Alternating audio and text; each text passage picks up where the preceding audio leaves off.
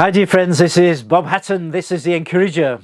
We've been looking over the last few days. We started by looking at Abraham and going through his family, Abraham, Isaac, Jacob. We came to Joseph and we spent a couple of days looking at how Joseph was sent really by God from Canaan to Egypt, and how God was working in his life, how he rose up to be prime minister of that country, which is quite something. But God's hand was upon him when he was on the slave market. God's hand was upon him when he was in the house of Potiphar. God's hand was upon him.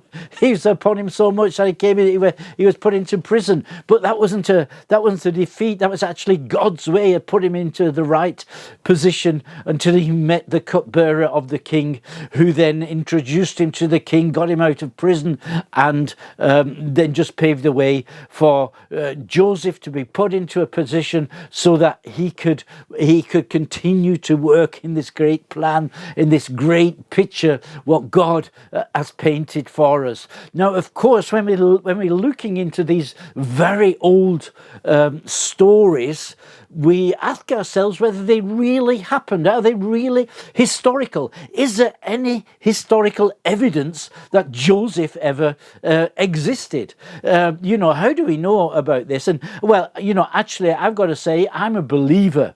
And that means I believe what the Bible says, so I don't have any problem in accepting that. But let's just pause for a moment and ask ourselves, is there any evidence besides the biblical text? The biblical text, as I said, is enough for me. The biblical text is really perfect, and that's historical enough for me. But are there any extra biblical evidence for Joseph or for any of the other people? Well, actually, there are. For instance, I remember when I went to Bible school, that's now 48 years ago, we had to read this book. It's in German, but it's called The Origin of the Genesis, and it's by a man called P.J. Wiseman.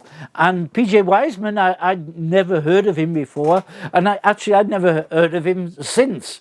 But just recently, these last few days, I found a quotation from him in a book, and it says that in 1958, that's a long time ago, 1958, he said that there are 25,000 archaeological pieces of evidence for the validity of the biblical report. And this man, P.J. Wiseman, he was a professor for archaeology and for Assyriology. Assyria was a nation. It was a kingdom that existed during the time of the Old Testament. It preceded the Babylonians, and he was a professor for that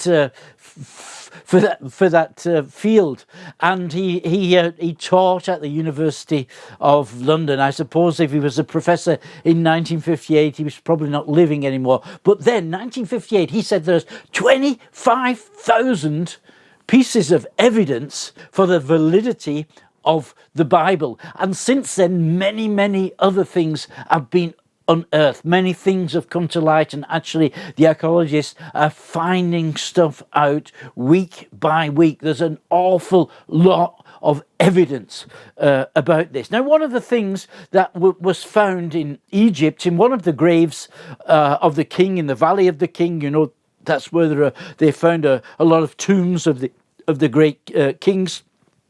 And in one of the tombs, there's a mural, there's a painting on one of the walls, and it's called the Ben Hazan mural.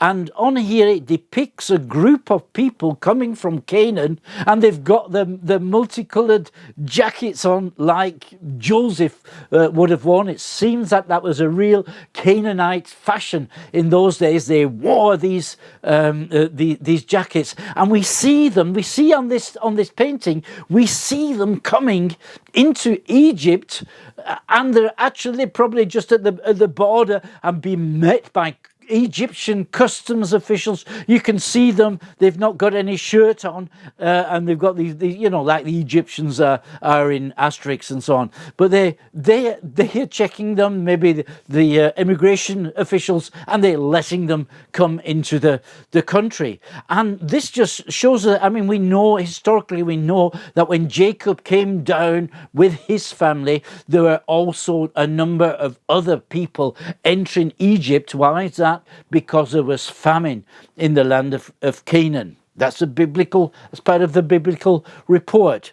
Now, as we continue, we find out when Joseph entered Egypt, he was taken to the slave market and he was sold as a slave for 50 shekels, 50 silver shekels. And that, in those days, that was the going price for slaves. Another indication. We also found out that when he was bought by Potiphar and he was put into Potiphar's household, he rose to become the overseer of the household. This is a special Egyptian title. And Joseph got this title again when he became prime minister, as I've called him, when Pharaoh installed him over all the business of Egypt. He was called the overseer of the house of Egypt, a special title that was known in those days, not quite 4,000 years ago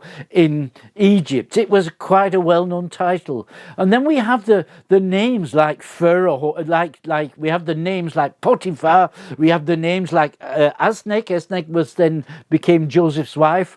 And they were typical Egyptian names during that day. Now, who was the Pharaoh? Well, actually, he's not mentioned in the Bible. He's just called Pharaoh.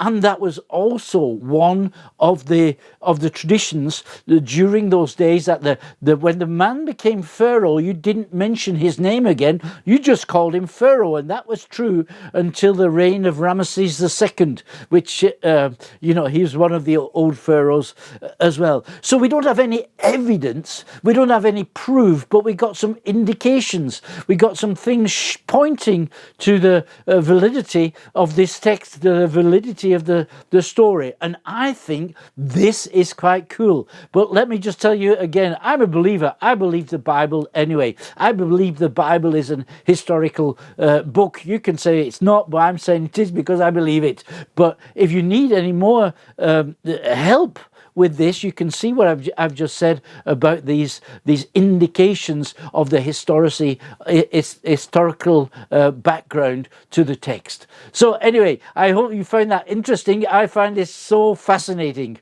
Well, God bless you. Have a good day. You're Bob Hatton, your encourager.